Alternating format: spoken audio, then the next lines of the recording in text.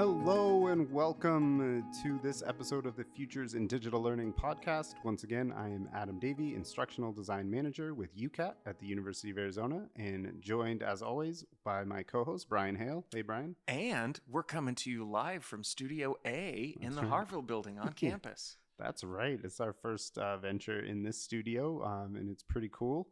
We're excited about that, and we're excited for today's guest, and we are welcoming Nate Pritz, Principal AI Strategist with University of Arizona Global Campus.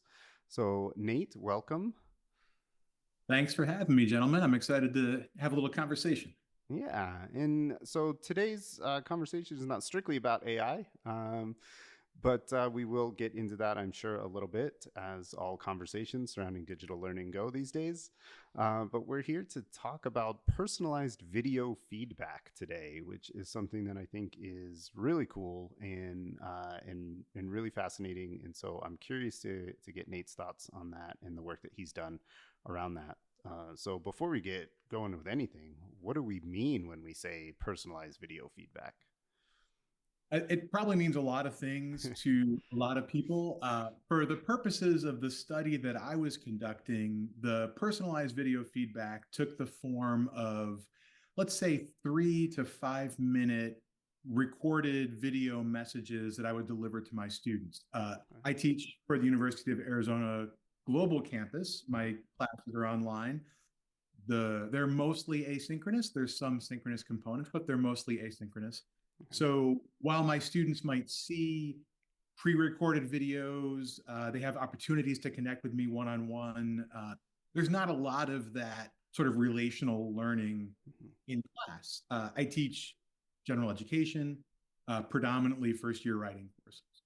And in that context, I felt like there was a little bit of, I don't know, apprenticeship learning or over-the-shoulder learning that was missing in how I was able to convey some of the lessons about some of the writing that was coming in.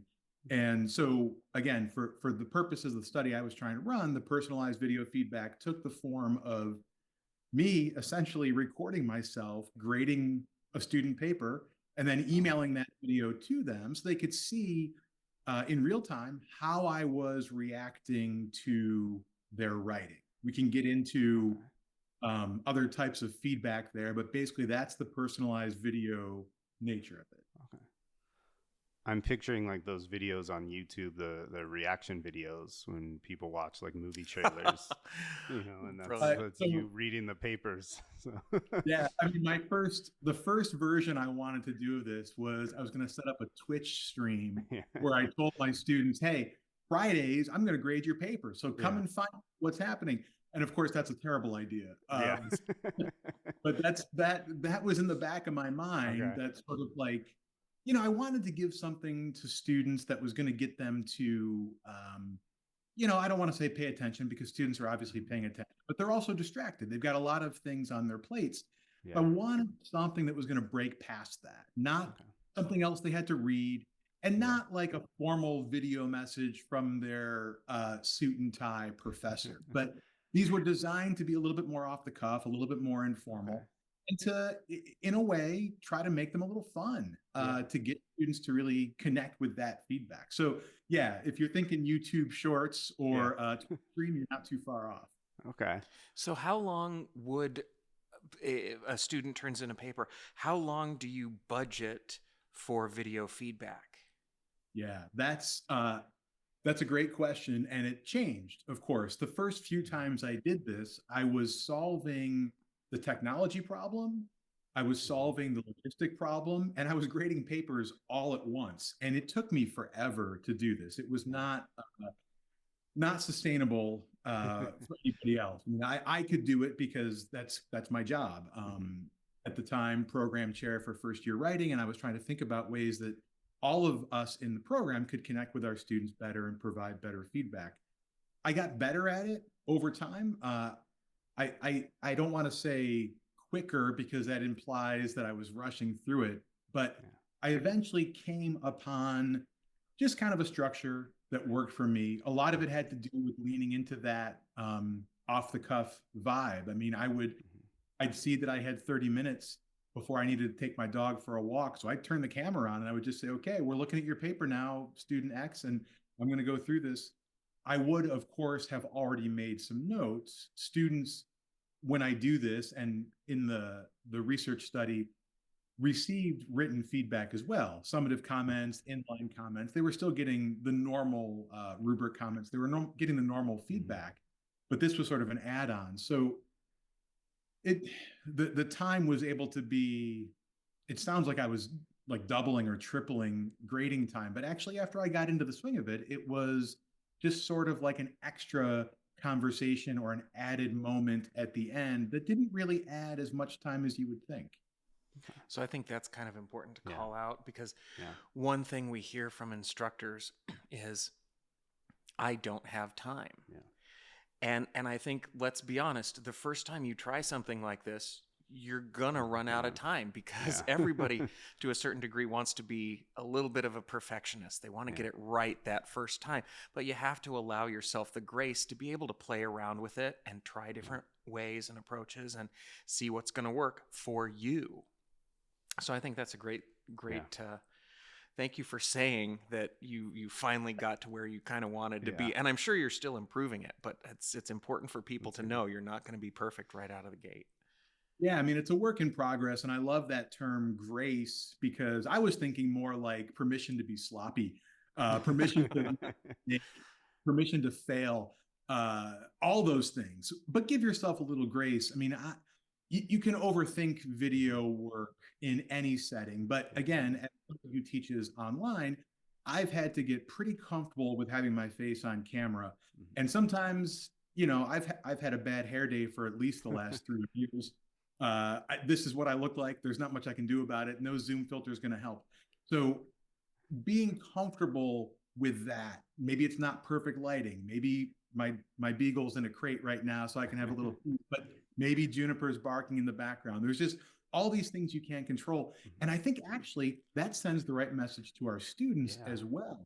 I'd be meeting one-on-one with students to talk about aspects of the class. They'd be at the dinner table and their kids would be there, or somebody would be walking behind them in the background. And that's okay. There's nothing unprofessional about that. We're just trying to help. In this case, it's written communication, but whatever it is in higher ed, we're trying to support our students, and we got to meet them where they are. And that means we have to be ourselves in the process. So yeah, the messier or more full of grace, the better.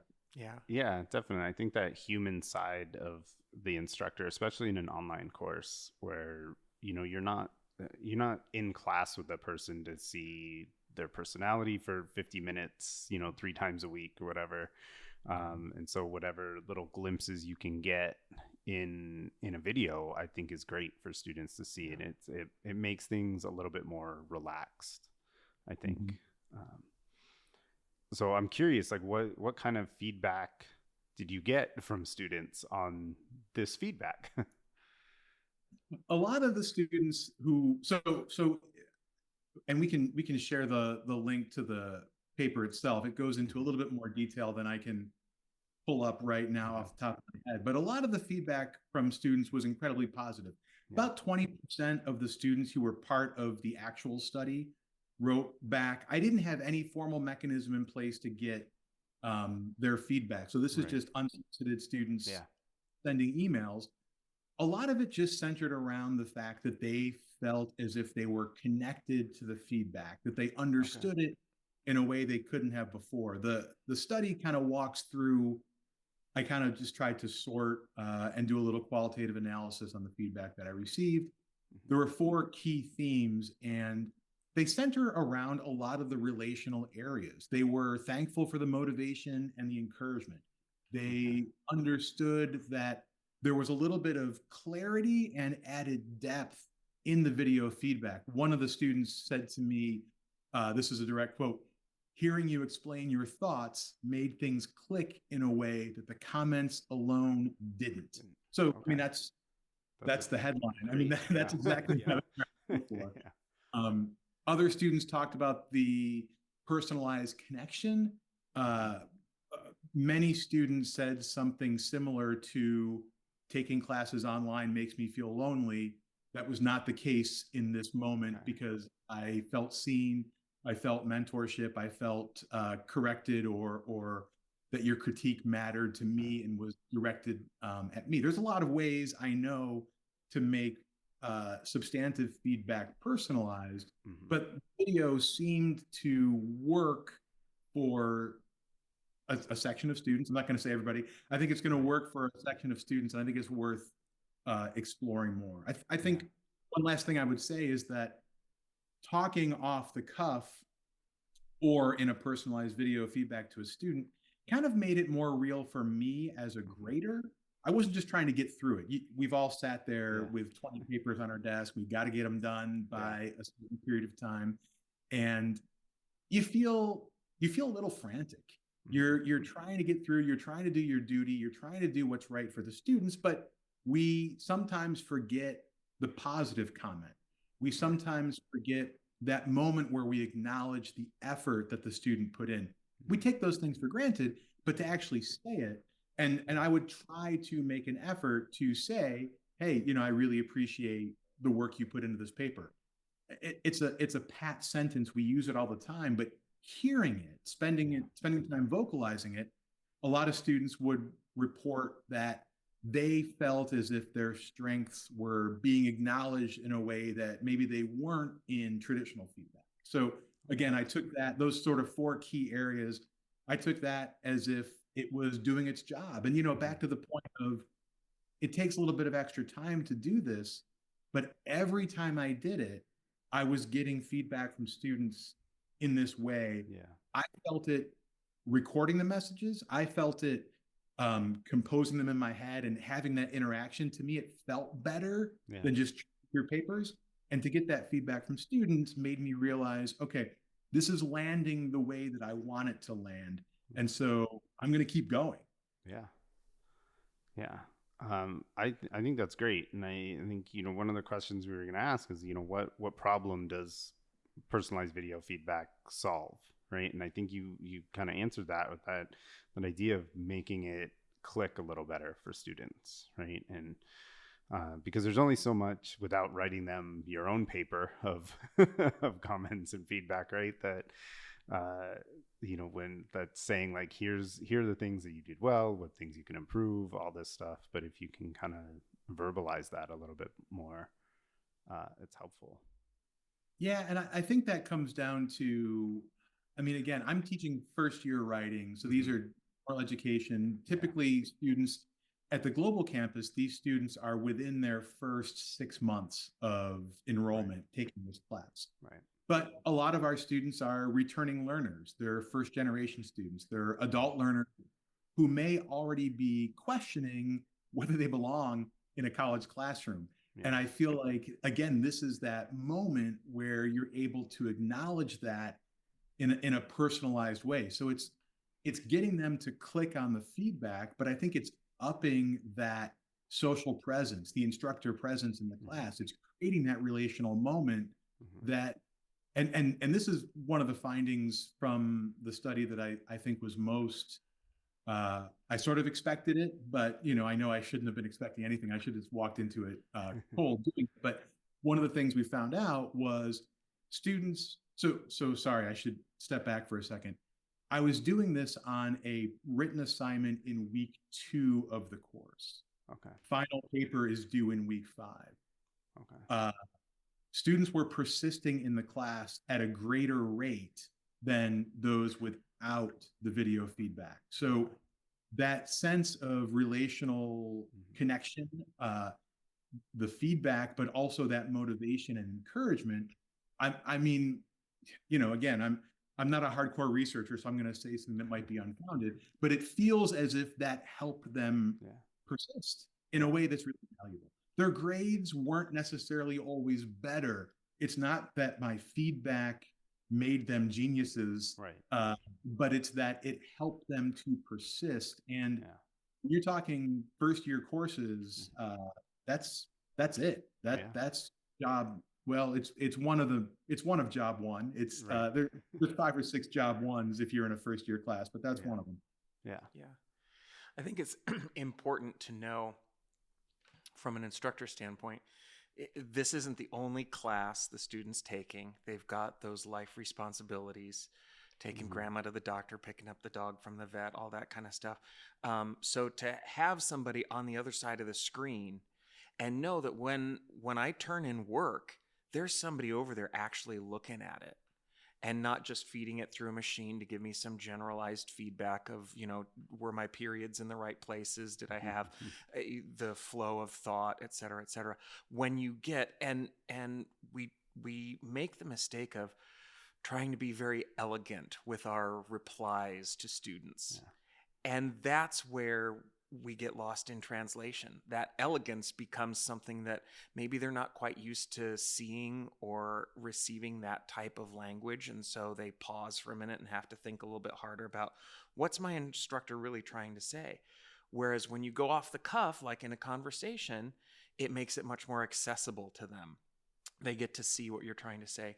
So I love the idea of video feedback because it's that extra connection point. There's somebody on the other side of this screen. It's not just, I'm not alone doing this for somebody somewhere.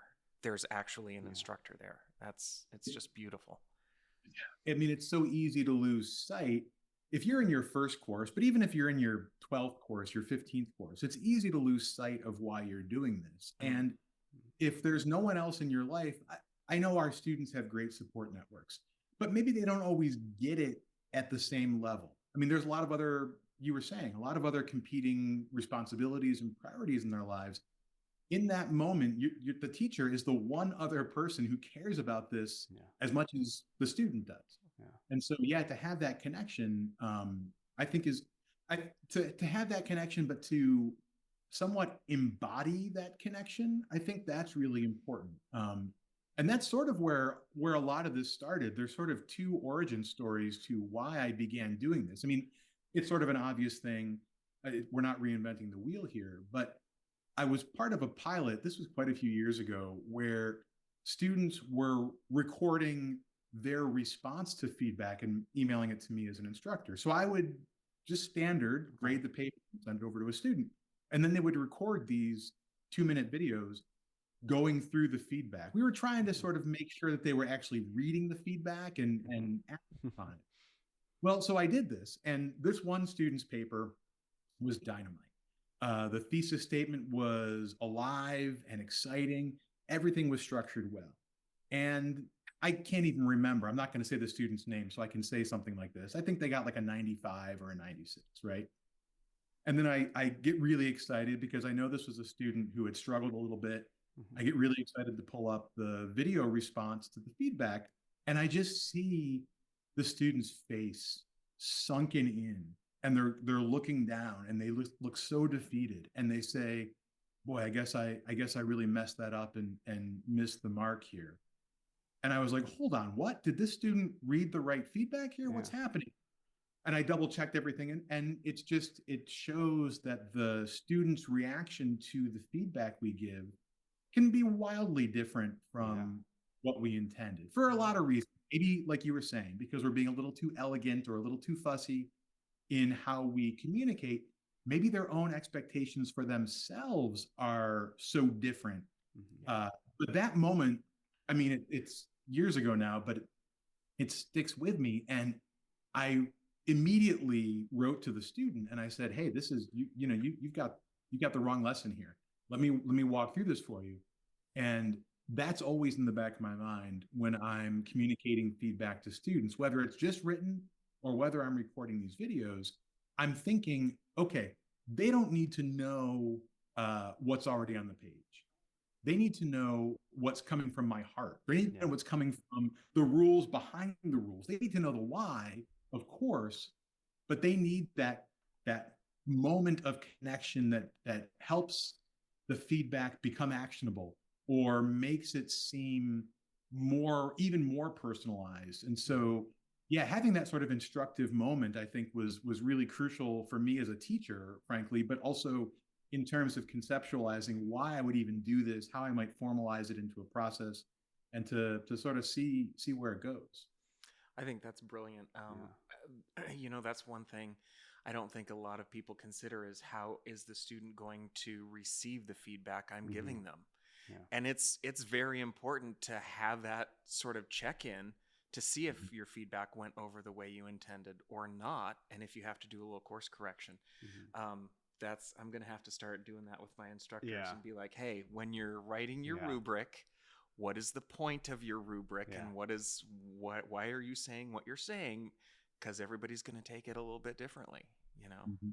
When we talk often about timely feedback too, and you know, often, you know, with efficiency we have a lot of, you know, these, for lack of a better word, canned responses, right? Where it's, you know, for scalability reasons, especially if courses are a little bit bigger, and you know, we have most of our online sections are capped at I think 30, but some of them, if they're merged with other sections, have a lot more students. It's hard to give really substantive feedback in a timely fashion on a larger scale, right? So we have like, okay, these, you kind of copy and paste, these are the responses that students can fix right away, go from there, and you throw in some little personal comments here and there, but like you said, like, what does that really say? And like, are students interpreting that the way that we are writing it? Yeah. And I'm reflecting on my own practices as a teacher as well, and thinking like, oh man, yeah, okay, no wonder they're not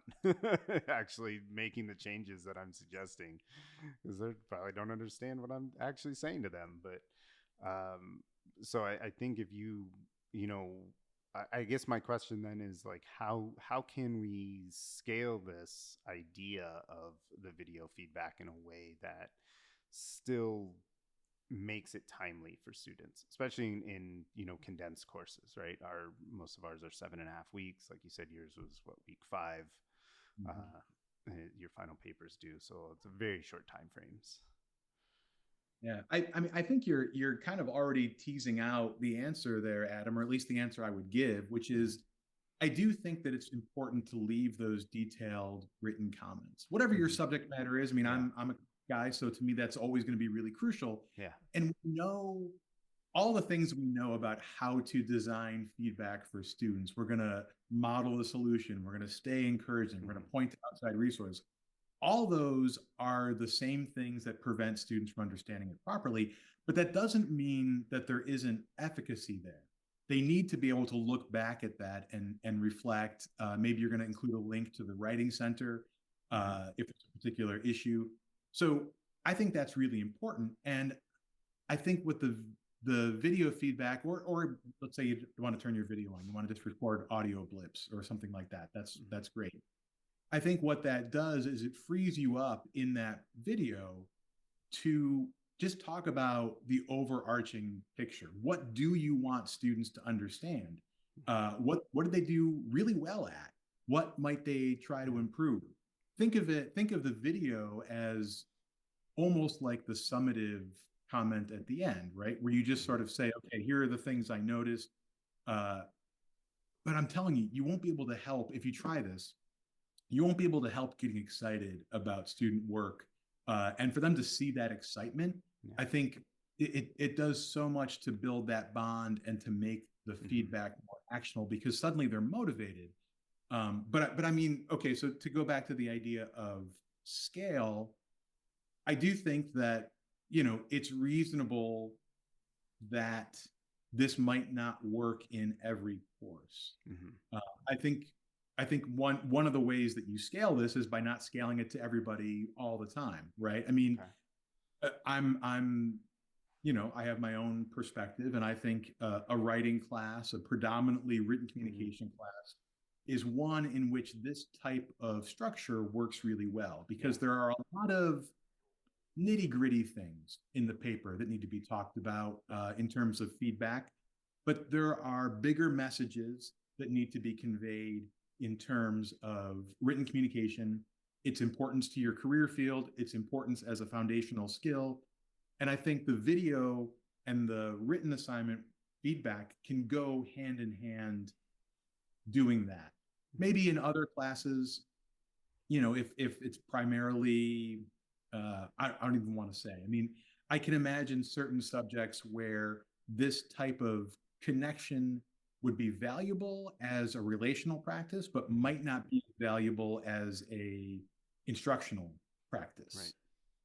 So yeah, maybe the key to scaling is not scaling it, but I do say I don't want to be naive, but I do feel like the more you do it, the more you get jazzed about it, the more you get energized about it, and the easier it becomes to conceptualize.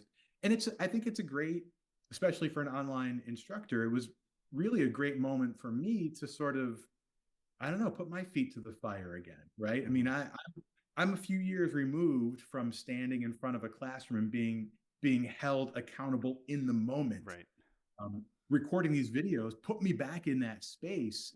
And it's a generative space. It's an exciting space to do that just live or, recorded, but off the cuff. And I feel like that sort of fuels itself. So I don't know, I'm talking around the fact that there's no easy solution to this, but I do feel like I'm guilty of making this sound somewhat more complicated than it is. In essence, turn your camera on and get started. And just go. Yeah. I love that phrasing. Turn your camera on and go. It's 2026. Let's go. Exactly. I do think there is value to in, telling your students, hey, I'm trying something different here. I'm like, give me grace too as your professor. Like, we're going to try it. I value what you have to say about it and what, and it might be a little clunky, but we're going to see what happens. I do that a lot in my own teaching practice. And I'm honest with students about that. And I think they appreciate it, especially if it's something different than what they're traditionally given in a classroom, whether it's in person or online. But I think they do value the fact that, hey, my professor is trying and doing something to help us. Well, I think for me, my interpretation of an instructor when I was in elementary school and middle school and high school was this person that maybe you not necessarily put them on a pedestal, but you were certainly afraid of them. Because they could fail you. You could, if you were having a bad day and they weren't feeling very generous, you were probably having a bad semester. And I think our first years still have that sort of hesitation about, here's this person with a lot of letters after their name. They're smarter than I am. Not necessarily. They just have those letters. They have time that you don't have. They have all these tools to build that you don't have, but they're going to teach you. So don't be afraid of your instructor. They're here to help you learn, and hopefully they give you that feedback in a way that helps you achieve those goals. And but that students also give the instructor that chance to build and be creative and fail. Because you need to know what's not going to work before you can fix it so that it does work. Right. And Nate, I'm sure you as a writing instructor, and I taught writing before as well at the K-12 level. You have assignments and they don't work, right? Like there's something you give it and everything that comes back, you're like, okay, I missed somewhere because all of my students have missed the point here, right? You have to have that vulnerability in front of the classroom, intellectual vulnerability. I'm not talking that you don't get up there and complain about your life. We've all had teachers who have done that. Not appropriate in the classroom. We're not moving forward if that happens. But that intellectual vulnerability to say, hey, I'm trying something new here. What do you think? How did it go for you all? And the video feedback was a similar vibe where I just said, hey, here it is. I'd send them the link to the video, or I'd send the video blip itself, and I'd say, let me know how this lands for you. And I feel like creating that loop in the classroom it's a really important dynamic. It's something that I think is challenging in online courses to, students are so strapped for time and they're hitting the marks they need to hit to get things turned in. Asking for extra is literally asking for extra. In a in-person, I might be slightly romanticizing this, but in an in-person classroom, you can grab somebody as they walk out of the building and say, hey, by the way, that kooky thing I did in class today, what'd you think of that? Yeah. But that's an intentional email that has to be intentionally opened and typed a response to in an online setting. So anything you can do to create that loop, I think is really important. And I think, I don't want to use the word performing, but displaying your vulnerability. You have to be intentional about it online because it's just not going to come through otherwise.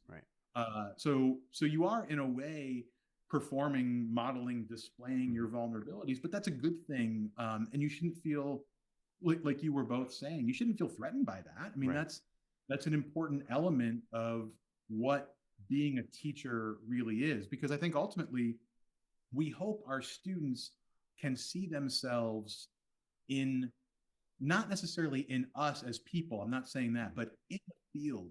They can see themselves as somebody who's going to continue to improve, to use the lessons or the skills or the competencies that we're conveying. And so where we might come off in the beginning seeming a little intimidating, a little imposing, maybe the whole structure of higher ed is intimidating, who knows? But at some point, students are able to see themselves in that. And that's really powerful. That's the moment where it turns on for them. So everything we do, whether it's be vulnerable in class, whether it's personalized video feedback, we're helping to create that cycle that helps our students to, stick around and improve their lives. When I wonder too, if you saw students maybe taking more risks or being more creative or, exploring more, outside, maybe the box of safety when it comes to writing, or collaborating with their peers in class in different ways, as a result of this initiative. Yeah, I don't know that I can say as a result of the initiative, but I do feel like it created a comfort level with my students and myself. Wasn't there before, that wasn't there for all of them, but it definitely was for those who were engaged in this. And I think that led to freer communication. So again, I didn't do anything whereby I looked at the actual assignments. I looked at the grades, we rubric material. That's why I was saying earlier, the grades didn't necessarily improve. I didn't look qualitatively at the writing itself, but in the feedback that I was getting from students and the way they seemed more comfortable with me to bring up concerns, questions. And I think that's really important. One of the things I think that is sort of difficult to wrap your head around in online education. Again, it's that idea that everything is an intentional act. Students can't just grab you in the hallway. You can't just grab them. So they have to sit down. And if they're going to, let's say they have a question, you talked about thesis statements and they forget what you were talking about. They want to ask you about it. They've got to sit down and open up their email, whatever it is. They've got to write, they got to find your email address. They got to remember what your name is. They got to do all even get there. So I'm constantly sending my students emails, and you'd be shocked at the kinds of responses I get. I'll send an email, hey, it's week 3, your discussion board is due tomorrow night, don't forget, and blah, blah, blah, here's some other stuff. 3 weeks later, I get an email replied to that saying, oh, hey, I'm running late on my final paper. It speaks to this idea of keeping communication open. And I think it comes back to what you were talking about, this idea of creating a group that feels more comfortable doing what they're doing. I think, again, especially in first year, I have my own perspective, especially in first year. I think creating that sense of bonded resilience is really important. And I think you do that through relationship building early on. And so, maybe it encourages people to take some risks. Maybe it makes for more lively writing, or maybe it just helps them get through the day with a smile on. So that's okay too. And that is an awesome result if that's the case, right? So excellent. Okay, so I think we would be remiss if we didn't touch on this a little bit. Elephant in the room. Yeah. Where does AI come into play with this, or how can AI come into play with this type of feedback? Yeah. So you guys know that I was recently named the principal AI strategist for the University of Arizona Global Campus. So this is somewhat off-brand for me to say that I don't think AI should be used in what I'm describing at all. Okay. I mean, let me be more nuanced about it because I feel like conversations about AI get polarized really quickly. So we've got a little bit of time here. We're all on the mic, so I'm talking just a little bit. One of the reasons I mentioned earlier, there were two origin stories for why I did this. One of them was that student that I described. Yeah. The other was back in late 2023. I'm the program chair for first year writing, and I'm getting a lot of emails from faculty across the university saying, hey, what's this thing that's writing students' papers for them? You better fix it. You're the writing guy. Yeah. Figure this out. Fix it. A lot of teachers, a lot of instructors worried that this was going to replace them. So I wrote an article called How to Be Conspicuously Human in the Online Classroom. And this was one of the practices I talked about, a way to make sure that you were visible and human to your students so they would know that the feedback didn't come from AI. They would, you would preserve what's valuable about your own perspective and your own expertise, and you would do it this way. Somewhat naive, right? Because now here we are a few years later, and there are platforms that could make really serviceable videos of bobbing my head and blinking my eye, like doing everything that I do. Right. And almost indistinguishable from what I'm doing now. Yeah. And so at the time I was thinking this is a way to make sure that instruction stays human first. And now I don't know that would work quite the same way. I do feel like there's still that uncanny valley when you see a video featuring AI creation. I mean, I saw that Vyond has rolled out human AI avatars, and you watch those for 30 seconds, and you're sort of simultaneously like, oh, that's really cool. Like, that's not right. There's something weird about that. And so if what you're trying to do with personalized video feedback is to create a relationship with students, that is the thing that you should not outsource to AI. I mean, I think when you're, it's 2026, when you're an instructor, you need to be aware of what artificial intelligence can do. You need to find ways that you can fold it into your practice that seem ethical to you and valuable to you. But I think you need to always remember some aspects of our jobs, let's say, are awesome. We don't want to outsource the awesome things. We want to do the awesome things. And there are some aspects of our job that rely on us more than others. I would suggest that these videos lose a little bit of their efficacy if you outsource the video creation to AI. Could AI help with this? Yeah, why not? I mean, there's a lot of talk. I don't do this personally, so I can't talk about the nuances of this, but a lot of talk about how AI can give you a really good first pass on student writing in terms of providing feedback. It can identify 3 key areas you want to look at closer, or whatever it is you choose to do. So maybe that's what helps.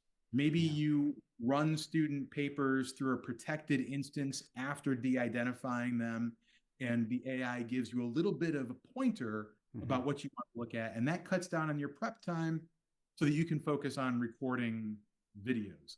Maybe that's the way AI helps this, but I think that this is one of those things where the core of this is relational, and that's something that AI can simulate, but it's not going to replace it. I think, I mean, our students can pick that out, maybe even quicker than some of us can. Yeah. And I think that's a great answer. I think like in this day and age, like it's okay to say we don't want to use AI in this case. Like there's lots, like you were saying, there's lots of different ways that we can use it. And there's a lot of different ways that we shouldn't as well. And that is, I think, part of like a good AI strategy, right? It's not an all or nothing type of thing. Yeah. So let's be intentional about what we're doing.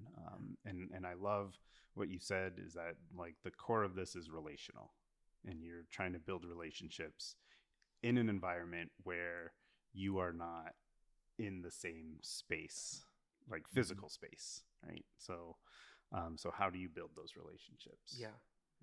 I've read so much AI generated muck off of various social media sites. It's actually affected my writing, and I have started writing like an AI, and it's like, stop it, don't do that, that's awful. I'm being Borgified without even knowing it. You must comply.